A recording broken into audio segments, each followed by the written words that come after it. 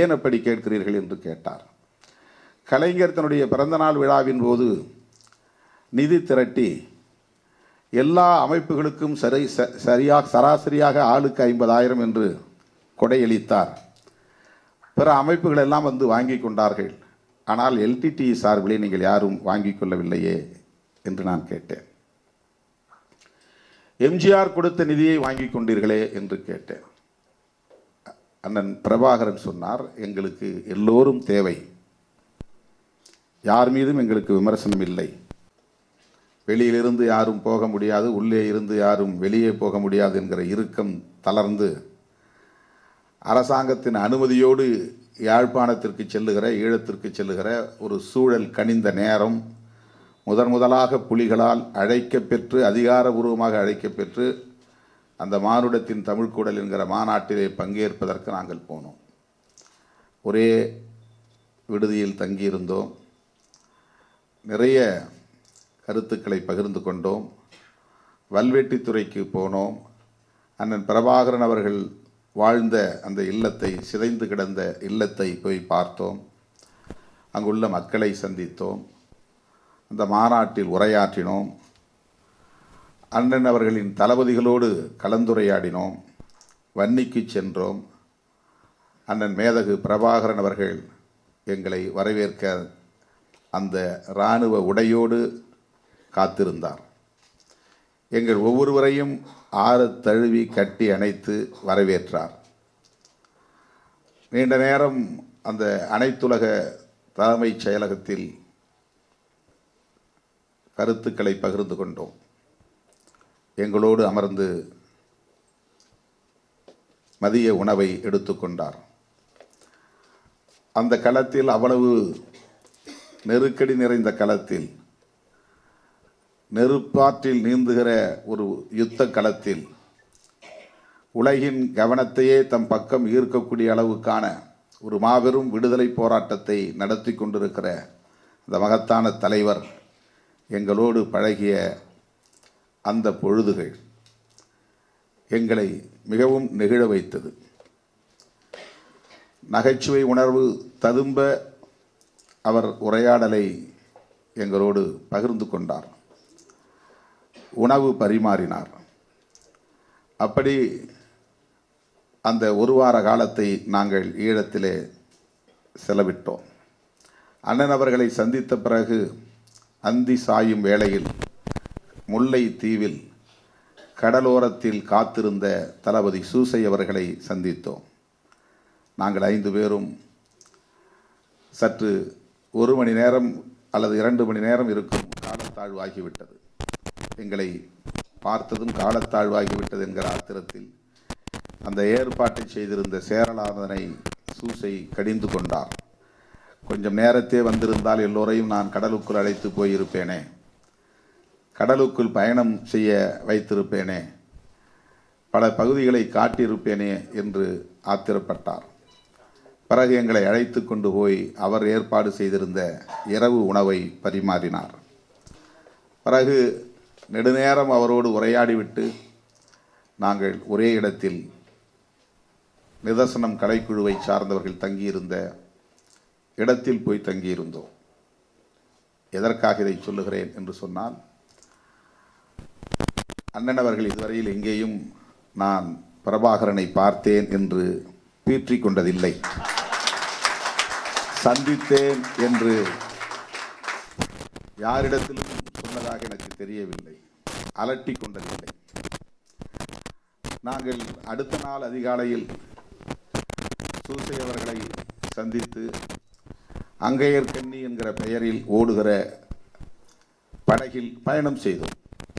அண்ணன், நான், கவிஞர் இன்குலாப் எல்லோரும் பயணம் செய்தோம். நெடுந்தூரம் எங்களை கடலுக்குள் அழைத்து கொண்டு போனார்கள். எங்களுக்கும் அந்த கப்பலிலே, அந்த படகிலே இருந்த துப்பாக்கியை எப்படி கையாள வேண்டும் என்று காட்டி கொடுத்தார்கள், சொல்லிக் கொடுத்தார்கள். அதை நாங்கள் பார்த்தோம், செய்தோம். அந்த அனுபவம் எங்களுக்கும் உண்டு. பொய் சொல்லவில்லை. அண்ணன் அவர்கள் சாட்சி. ஏன்னா அவர் எப்பவும் பொய் சொல்ல மாட்டார். அவருக்கு எதையும் இட்டுக்கட்டி பேச தெரியாது. சிரிப்பு மட்டும்தான் அவருடைய மொழி. எனக்கு தெரிந்து அந்த 7 நாட்களில் அடிக்கடி வெடிச்சிரிப்பு தான் அவருடைய மொழியே. எதை எடுத்தாலும் அவர் நாம் ஏதாவது சொன்னால் சிரிப்பார், சிரித்து நம்மை மகிழ வைப்பார். அது ஒரு பாசிட்டிவ் எனர்ஜி. அவர் 100 ஆண்டுகள் நிச்சயம் வாழ்வார். ஏனென்றால் அவருக்கு இயல்பாகவே அந்த ஒரு பாசிட்டிவ் அப்ரோச் என்பது ஒரு யாரை பற்றியும் விமர்சிக்க மாட்டார், யாரை பற்றியும் கோல் சொல்ல மாட்டார், யாரையும் குறைத்து மதிப்பிட மாட்டார், யாரையும் காயப்படுத்துகிற வகையில் பேச மாட்டார். என்னுடைய அந்த ஒரு வாரம் நாங்கள் பழகி இருந்தோம். அதன் பிறகு மலை பகுதிக்கும் போனோம், அப்கண்ட்ரிஸ்க்கு அந்த பகுதிக்கும் போனோம். அந்த அளவுக்கு ஒரு முதிர்ச்சி அடைந்த, பக்குவம் அடைந்த, பண்புகள் நிறைந்த, மாண்புகள் நிறைந்த ஒரு ஆளுமை அண்ணன் மருது அவர்கள். அவருடைய ஓவியத்தில் எந்த அளவுக்கு முதிர்ச்சி இருக்கிறதோ அந்த அளவுக்கு அவருடைய அணுகுமுறைகளில் முதிர்ச்சியை நாம் பார்க்க முடியும். ஏன் அவருடைய ஓவியத்தை நாம் ரசிக்கிறோம் என்றால், அந்த ஓவியத்தில் இருக்கிற அந்த கோடுகளில் வெளிப்படுகிற முதிர்ச்சி தான். அதில் ஒரு மெச்சூரிட்டி இருக்கும். அந்த அவர் வரையக்கூடிய அந்த கோடுகளில் அவ்வளவு முதிர்ச்சியை நம்மால் பார்க்க முடியும்.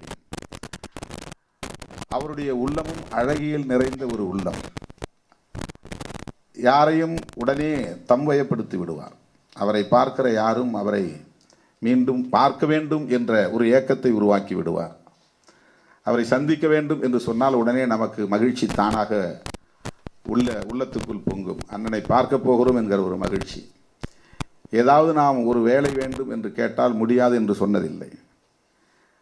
எப்படியாவது அதை செய்து தர வேண்டும் என்கிற ஒரு துடிப்பு அவரிடத்திலே உண்டு. எல்லோரையும் ஊக்கப்படுத்துவார். இந்த நிகழ்விலே பங்கேற்பவர்களுக்கு 1990 அவர் வரைந்த பெரியார் படத்தை பரிசாக வழங்குகிறார் என்றால் அவர் பொலிட்டிக்கலாக எவ்வளவு மெச்சூர்டாக இருக்கிறாருங்கிறத நம்மளால் புரிஞ்சுக்க முடியும். அரசியல் ரீதியாக எவ்வளவு முதிர்ச்சி அடைந்தவராக இருக்கிறார் என்பதை நம்மால் உணர முடிகிறது. அவருக்கு நான் ஒரு வேண்டுகோள் வைக்கிறேன். தமிழகத்தில் உள்ள ஆகச்சிறந்த ஆளுமைகளை எல்லாம், ஓவியர்களை எல்லாம் அழைத்து, ஒரு 1000 பேரை அழைத்து ஒரே நாளில் தந்தை பெரியாரை மட்டும் வரைகிற ஒரு வரைவு நிகழ்ச்சியை நீங்கள் நடத்த வேண்டும். தந்தை பெரியாரை மட்டும் வெவ்வேறு கோணங்களில் வெவ்வேறு ஆளுமைகள் வரைகிற ஒரு ஓவியத்தை வரைந்து அதை தொகுத்து ஒரு நூலாக நீங்கள் வெளியிட வேண்டும். அதை ஒரு காட்சியகமாகவும் நீங்கள் நடத்த வேண்டும், ஒரு பொது காட்சியாக. இன்றைக்கு அது தேவைப்படுகிறது. பெரியாரை இந்த மண்ணில் கொச்சைப்படுத்தக்கூடிய அளவுக்கு ஒரு துணிச்சல் வந்திருக்கிறது என்று சொன்னால் சனாதனத்தின் கை ஓங்கிவிட்டது என்று பொருள். அதை நாம் வேடிக்கை பார்க்க முடியாது. இவ்வளவு பேர் நாம் இருக்கும்போதே இது நடக்கிறது என்று சொன்னால் நாம் எல்லாம் காணாமல் போன பிறகு அல்லது மறைந்து போன பிறகு தமிழ்நாட்டின் நிலை என்ன ஆகும் என்கிற கவலை இருக்கிறது, அச்சம் இருக்கிறது. திமுகவை விமர்சிக்கட்டும், அது திமுக பதில் சொல்லும். திராவிடர் கழகத்தை கூட விமர்சிக்கட்டும், திராவிடர் கழகம் அதை எதிர்கொள்ளும்.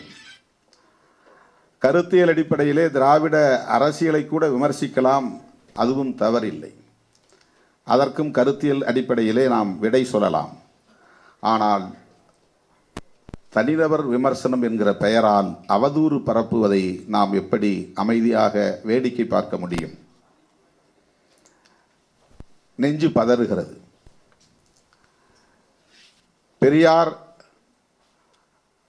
எத்தகைய ஈகத்தை செய்தார், அது எத்தகைய தாக்கத்தை தமிழ் சமூகத்தில் ஏற்படுத்தி இருக்கிறது என்பதற்கு ஈழ விடுதலை போராட்டமும் ஒரு சாட்சி. ஈழ விடுதலை களத்தில் இருக்கிற அத்தனை போராளிகளும் பெரிதும் மதிக்கிற ஒரு மாமனிதர் தந்தை பெரியார். பெரியார் அவர்களை பற்றி அல்லது திராவிட இயக்கங்களை பற்றி விடுதலை புலிகளின் தலைவர்கள் யாரும் ஒரு சிறிய விமர்சனத்தை கூட வைத்ததாக எந்த சான்றும் இல்லை.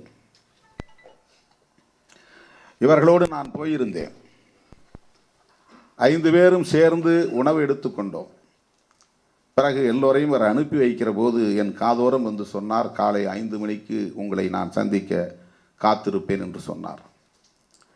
சேரலாதன் என்னை விடியற்காலை 4 மணிக்கு எழுப்பி என்னை தயார்படுத்தி 2 சக்கர வண்டியிலே ஏற்றி கொண்டு போனார். போய் சேர 6 மணிக்கு மேலாகிவிட்டது.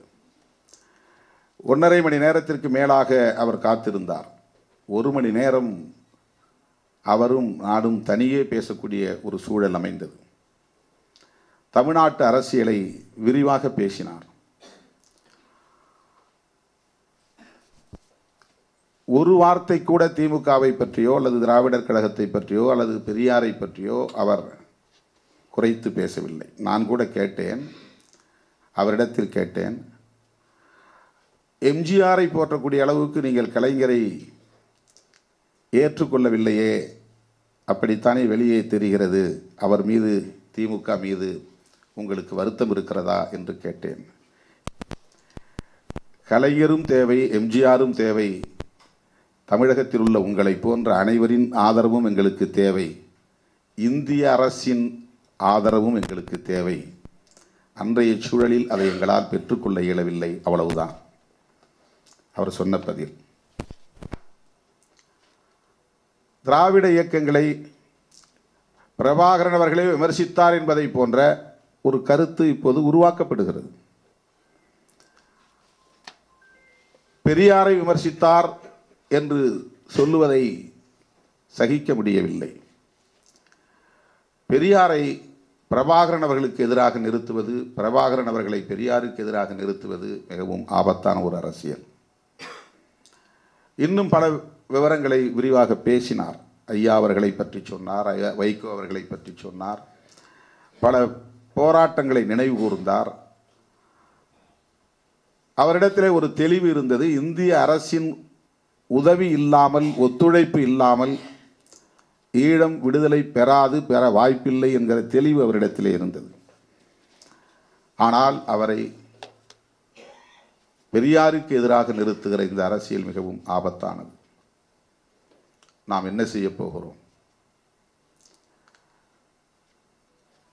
இவர்களையெல்லாம் நாம் ஒரு பொருட்டாக மதிக்க தேவையில்லை, அதற்கு எதிர்வினையாற்ற தேவையில்லை என்று நாம் கண்டும் காணாமல் போய்விட முடியாது. பெரியார் சனாதன எதிர்ப்பின் அடையாளம். அதை மையமாக வைத்துதான் உறவு முறைகளை பற்றியும் அவர் பேசுகிறார். உறவு முறைகளை பற்றி பேசிய கருத்தை திரித்து பேசுகிறார்கள். அதை மையமாக வைத்துதான் தமிழையும் அவர் விமர்சிக்கிறார். அவர் தமிழை பழிக்கவில்லை. தமிழில் அறிவு சார்ந்த கருத்துக்கள் இடம்பெறாமல் புராண குப்பைகள் இடம்பெற்றிருக்கின்றன என்கிற எரிச்சலில் வழியில் பேசுகிறார். புதிய புதிய கருத்துக்களை, அறிவியல் சார்ந்த கருத்துக்களை உள்வாங்கக்கூடிய ஒரு மொழியாக இது வளர்ச்சி பெறாமல் இன்னும் ராமாயணம், மகாபாரதம், திருவிளையாடல், தசாவதாரம் போன்ற கதைகளை, மூட நம்பிக்கைகளை பரப்புகிற கதைகளை கொண்ட ஒரு மொழியாக மட்டுமே இது இருக்கிறது என்கிற விரக்தியில் சனியன் என்று அவர் சொல்லியிருக்கிறார். அல்லது காட்டுமிராண்டி மொழி என்று அவர் சொல்லியிருக்கிறார். அப்படி சொன்னதற்கு அந்த மொழி மீது உள்ள வெறுப்பு அல்ல, அல்லது அவருடைய மூதாதையரின் தாய்மொழியின் மீது உள்ள பற்று அல்ல. அப்படி ஒரு தோற்றம் உருவாக்கப்படுகிறது. ஏதோ அவருக்கு கன்னட பற்று இருந்ததைப் போலவும், தமிழ் மீது ஒரு வெறுப்பு இருந்ததைப் போலவும் அபாண்டமான ஒரு அவதூறு இது. அந்த பெரியார் தான் தமிழ் எழுத்து சீர்திருத்தங்களை கொண்டு வந்தார். அந்த பெரியார் தான் தனி தமிழ்நாடு வேண்டும் என்கிற கோரிக்கையை முன்வைத்தார். இந்த சிந்தனையெல்லாம் எங்கிருந்து முகிழ்த்தது? இன்றைக்கு நாம் பேசுகிற தமிழ் தேசியத்தின் அடித்தளமாக இருந்தது பெரியாரியம் என்பதை எப்படி நாம் மறைத்து விட முடியும், மறுதலித்து விட முடியும்? ஆனால் இன்றைக்கு அப்படி ஒரு அரசியல் பேசப்படுகிறது. பிரபாகரன் அவர்களை ஆதரிக்காதவர்கள் பெரியார் எதிர்ப்பை ஆதரிக்கிறார்கள். விடுதலை புலிகள் இயக்கத்தை ஆதரிக்காதவர்கள் பெரியார் எதிர்ப்பை, விமர்சனத்தை ஆதரிக்கிறார்கள். எச் ராஜா என்றைக்கு எல்டிடியை ஆதரித்திருக்கிறார், பிரபாகரனை போற்றி இருக்கிறார். குருமூர்த்தி என்றைக்கு ஈழ விடுதலையை ஆதரித்திருக்கிறார், எல்டிடியை ஆதரித்திருக்கிறார். இவர்களெல்லாம் இன்றைக்கு பெரியார் எதிர்ப்பை ஆதரிக்கிறார்கள் என்றால் தமிழ்நாட்டு அரசியல் எந்த திசை வழியில் போய்கொண்டிருக்கிறது என்கிற அச்சம் நமக்கு எழுகிறது. திமுக மீதான விமர்சனம், அதிமுக அல்லது மதிமுக போன்ற திராவிட இயக்கங்களுக்கு எதிரான விமர்சனம் என்பது வேறு. அவர்களுக்கு வக்காலத்து வாங்க வேண்டிய பொறுப்பு நமக்கு இல்லை. நாம் வக்காலத்து வாங்கி முட்டுக் கொடுக்கக்கூடிய நிலையிலும் அவர்கள் இல்லை. அவர்களுக்காக நாம் பேசவில்லை. ஆனால் பெரியாரியம் என்பது இந்த தேசத்தின் விடுதலைக்கான ஒரு அரசியல், விளிம்பு நிலை மக்களின் மீட்சிக்கான ஒரு அரசியல், சனாதனத்தை வீழ்த்துவதற்கான ஒரு அரசியல், புத்தர் காலத்திலிருந்து நடைபெற்று கொண்டிருக்கிற யுத்தத்தின் தொடர்ச்சி தான் பெரியார் அரசியல். புத்தர் முன்மொழிந்த அரசியலைத்தான் இங்கே பெரியார் பேசினார், புரட்சியாளர் அம்பேத்கர் பேசினார். சனாதன எதிர்ப்பு என்பது இந்திய மண்ணில் இன்றைக்கு தமிழ்நாட்டில் மட்டும்தான் உயிர்ப்போடு இருக்கிறது. தமிழ்நாடு மட்டும்தான் இந்த தேசத்தில் ஒரு தீவாக இருக்கிறது. எனவே தமிழ்நாடு குறிவைக்கப்படுகிறது. தமிழ்நாடு இந்த நிலைமைக்கு இருப்பதற்கு காரணம் பெரியாரியம்தான் என்று அவர்களால் உணரப்பட்ட நிலையிலே பெரியாரியத்தை நீர்த்து போகச் செய்ய வேண்டும், அதை வீழ்த்த வேண்டும் என்கிற சதி அரசியல் இங்கே அரங்கேறி கொண்டிருக்கிற நிலையில் அண்ணன் மருது அவர்கள் 90களில் வரைந்த ஓவியத்தை இன்றைக்கு அவருடைய ஆசிரியருக்கும் பரிசாக தந்திருக்கிறார். வந்திருக்கிற ஒவ்வொருவருக்கும் பரிசாக தரப்போகிறார். அண்ணன் அவர்களிடத்தில் நான் அவருடைய உடன்பிறப்பு என்கிற முறையில் விடுக்கிற வேண்டுகோள், தமிழகத்தில் உள்ள எல்லா ஓவியர்களையும் ஆகச்சிறந்த ஆளுமைகளையும் ஓரிடத்தில் அழைத்து பெரியாரை பல்வேறு கோணங்களில் ஓவியமாக தீட்ட வேண்டும். பிரம்மாண்டமாக அவரை மீண்டும் நாம் தமிழ் சமூகத்திடம் உயர்த்தி பிடிக்க வேண்டும். பெரியாரியம் என்பது தமிழ் சமூகத்தின் உயிர் மூச்சு என்பதை நாம் நிறுத்த வேண்டும், நிலைநிறுத்த வேண்டும் என்ற ஒரு வேண்டுகோளை வைத்து அண்ணன் அவர்களின் 100ஆண்டு விழாவிலும் நாம் பங்கேற்போம், அவரை வாழ்த்துவோம், பாராட்டுவோம் என்று சொல்லி இந்த வாய்ப்புக்கு நன்றி கூறி முடிக்கிறேன்.